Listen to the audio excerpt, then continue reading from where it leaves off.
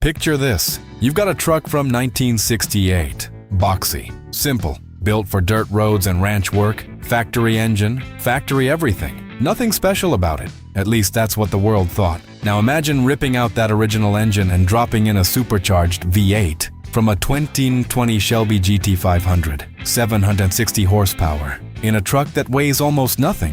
That's not a build. That's a statement. And the man who made that statement owns 180 cars, has been on television for decades, and could have put any engine on the planet in that Bronco. He chose this one. And the reason, the real reason, is something most people never stop to think about. Today we're going deep into Jay Leno's garage, into 92 years of Ford V8 history, and into the decision behind one of the most talked about engine swaps in modern automotive culture. Stay with me, because by the end of this, you're going to look at a V8 engine completely differently. And if you're the kind of person who likes knowing things that other people don't, the real story behind the headlines, hit subscribe right now. If you're watching on your TV, grab the remote, go to the channel page, and hit that subscribe button. It genuinely helps, and I promise to keep digging up stories worth your time. Let's go. The man and the garage. Let's start with scale. Jay Leno's Big Dog Garage is located in Burbank, California.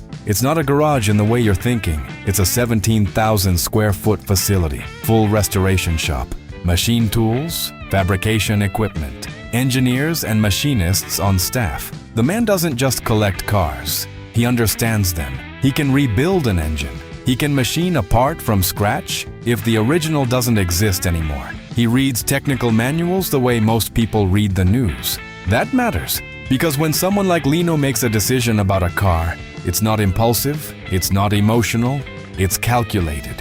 180 cars total, dozens of motorcycles, historic race cars, steam-powered vehicles, one-of-a-kind prototypes that never went into production.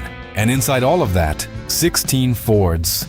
Now, 16 out of 180 doesn't sound like a love affair, but here's what you need to understand. Those 16 cars aren't random. They weren't bought because they were cheap or available. They were chosen because together, they tell a specific story. 92 years of Ford history, under one roof. Think about what that actually means.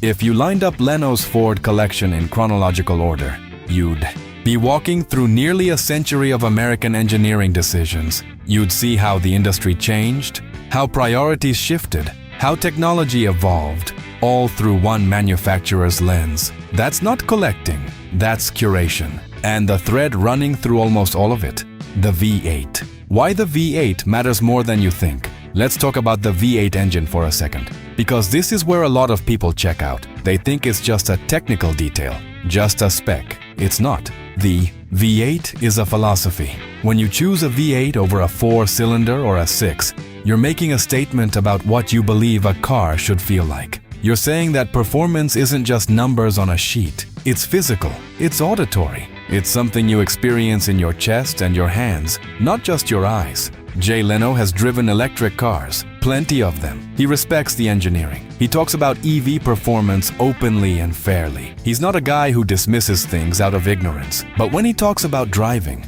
really driving, he comes back to displacement. He comes back to the sound. He comes back to the V8. And here's why that's interesting. Leno was born in 1950. He grew up in an era when the V8 was the engine of American ambition, when Ford, GM, and Chrysler were in an arms race measured in cubic inches, when the sound of a V8 at full throttle was the sound of the future. He's watched that era end. He's watched displacement give way to turbos, turbos give way to hybrids, hybrids give way to fully electric powertrains. He's seen the whole arc, and he still chooses the V8. That's not nostalgia, that's a verdict. When someone who has driven everything, keeps coming back to one configuration, that tells you something real, something worth paying attention to. Ford's V8. Story? 92 years compressed. To understand why Leno's collection matters, you need to understand what Ford actually built over those 92 years. Because this isn't just a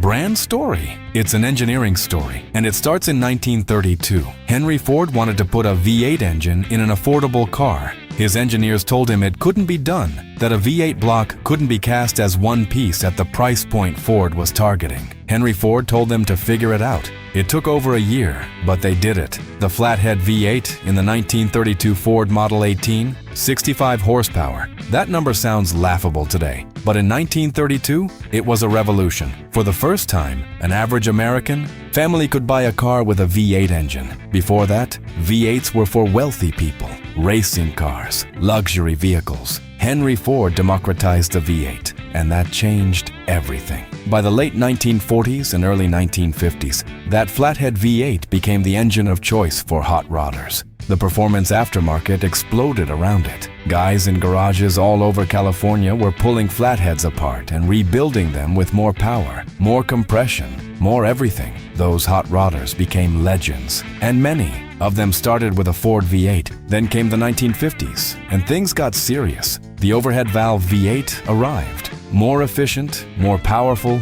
more scalable. Ford's Y-block V8 debuted in 1954. Then in 1958, the FE Series engine, a big block V8 that would go on to power some of the most important performance cars in American history. The 1960s, that's when it all exploded. Ford was at war, not just with Chevrolet, with Ferrari. This is the era of Le Mans, of the GT40, of Henry Ford II being personally rejected by Enzo Ferrari in a business deal, and responding by building a car to beat Ferrari at their own race on their own continent. The engine that powered that effort? A Ford V8. The GT40 won Le Mans in 1966, then again in 1967, then again in 1968, then again in 1969. 4 consecutive victories against the best European racing machines of the era. That's what a Ford V8 was capable of at the highest level. Meanwhile, on American streets, the muscle car era was in full swing. 1964, Ford Mustang arrived with a V8 option.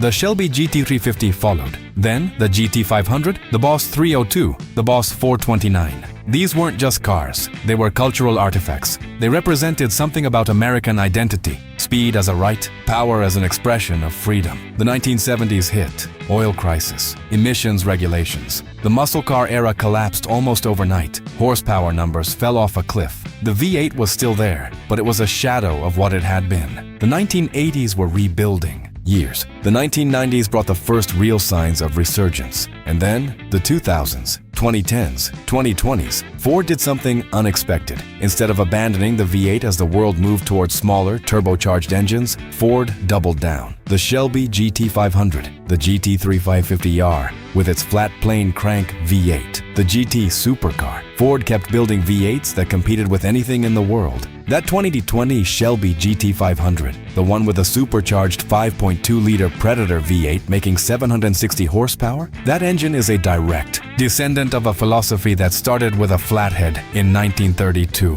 92 years, one continuous thread, and Jay Leno has pieces of that thread in his garage. The 1968 Bronco, context first. Now let's talk about the 1968 Ford Bronco specifically, because before you understand what Leno did to it, you need to understand what it was. The first generation Ford Bronco was introduced in 1966. It was Ford's answer to the Jeep CJ and the International Harvester Scout. Compact, utilitarian, designed for people who needed to go places where roads didn't exist. It was not a performance vehicle.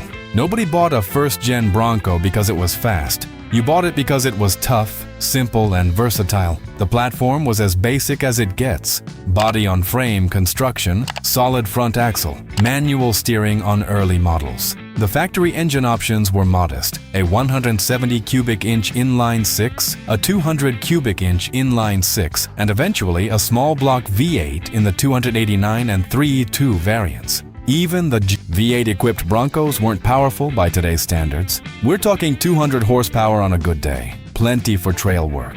Not exactly thrilling on the highway. But here's what made the first-gen Bronco special, and why it's one of the most desirable collector cars in America right now. It's light. The first-generation Bronco weighs roughly 3,000 pounds, maybe a little more depending on the configuration. That's light by modern standards. A current-generation Ford F-150 weighs over 4,000 pounds. A 2020 Shelby GT500 Mustang, the car that donated the engine to Leno's Bronco, weighs around 4,200 pounds. Leno's Bronco weighs about 3,000 pounds, and it's running 760 horsepower. That power-to-weight ratio is not normal. That is genuinely frightening territory. The build. What actually happened? Let's get into the build itself, because this is where the story gets technical and where most coverage of this car stops at the surface. The engine is the supercharged 5.2-liter Predator V8 from a 2020 Ford Shelby GT500. That engine, in the GT500,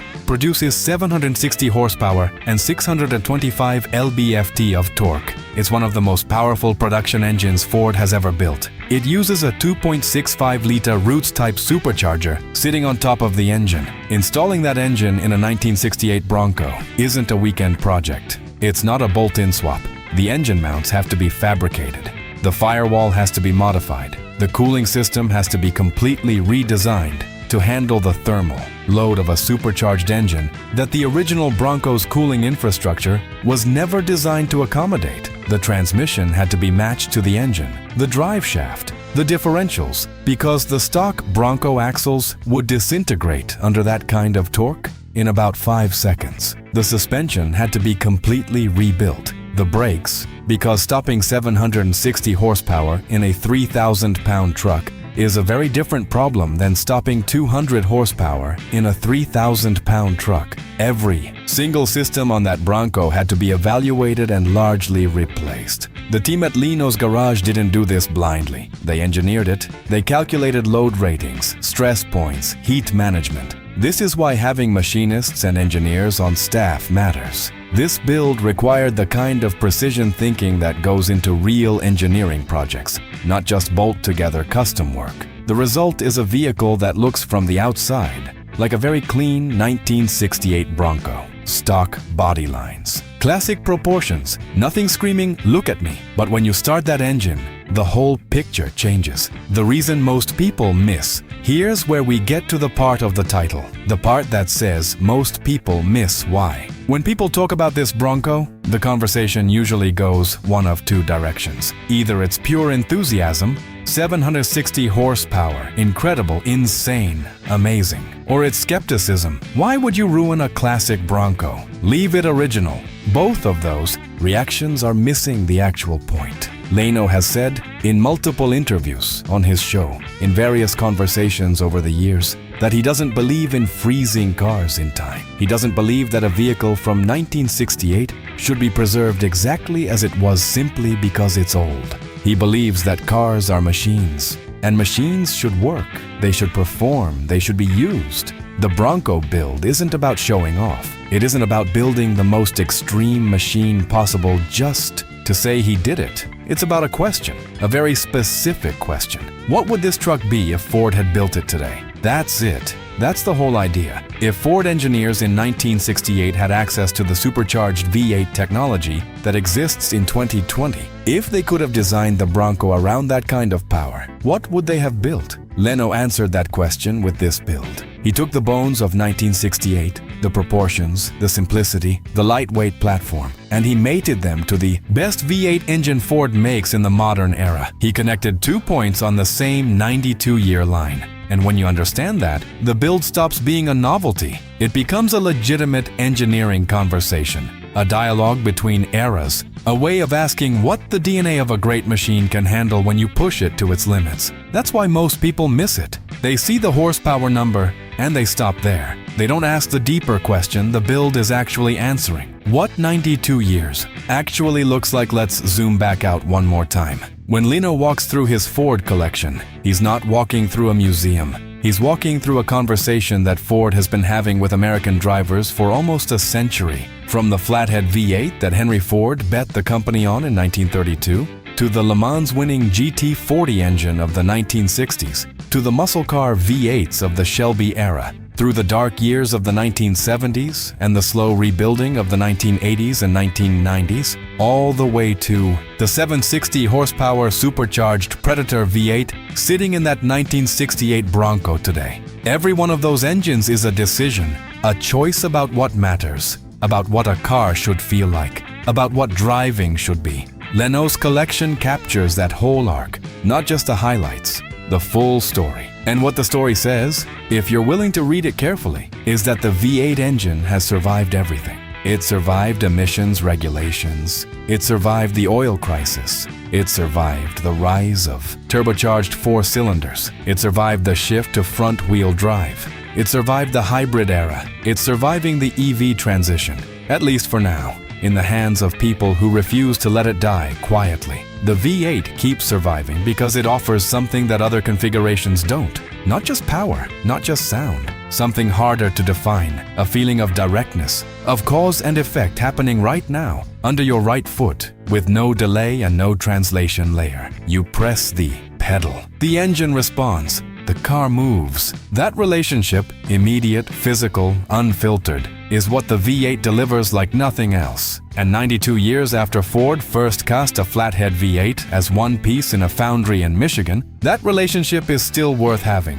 still worth building a garage around, still worth dropping into a 1968 Bronco just to prove the point. Why this matters to you now. You're probably not going to build a 760 horsepower Bronco in your garage, but here's why. This story is worth your time anyway. Jay Leno's collection, and the Bronco build specifically, is a case study in how to think about legacy, about what survives, about what deserves to survive. Most things that exist in the world right now are going to be forgotten. Most cars, most technologies, most ideas. The shelf life of almost everything is shorter than we think, but some things persist. They persist not because of marketing or nostalgia or because someone decided to protect them artificially. They persist because they're genuinely good, because they solve a real problem in a way that nothing else has matched. The Ford V8 is one of those things. 92 years in, still making the argument, still winning it. And Jay Leno, a man who could drive anything, own anything, appreciate anything, looked at 92 years of that argument and decided to collect it, document it, celebrate it. There's something worth respecting in that. Something worth understanding. So let's bring it home. Jay Leno's 1968 Bronco with a 760 horsepower V8 from a 2020 Shelby GT500 isn't a stunt. It isn't a flex. It's a question that became a car. What happens when you take the best bones from 1968 and give them the best engine from 2020? You get an answer that spans 52 years of engineering progress and says, the original idea was right. The platform was worth building on. The V8 was worth keeping, and the 92 years of Ford history in Leno's garage? That's not a collection. That's a proof of concept. Evidence that when something is genuinely great, when it solves a real problem with real engineering, it doesn't disappear. It evolves. It survives. It finds its way into a 1968 truck with 760 horsepower and makes the whole point again, louder than ever. Most people look at this story and see a celebrity with an expensive toy. Now you know what it actually is. Which one surprised you the most? The scale of the build, the 92-year history, or the reason behind it? Drop it in the comments. I read every single one. And if you want to go deeper, if you want more stories about the cars, the engines, and the decisions that shaped American automotive culture, there are 2 videos on the screen right now that pick up exactly where this one leaves off. Subscribe if you haven't. Hit the bell so you don't miss the next one. And I'll see you on the next ride, where we might just find out that the most dangerous car Ford ever built was one they never officially sold.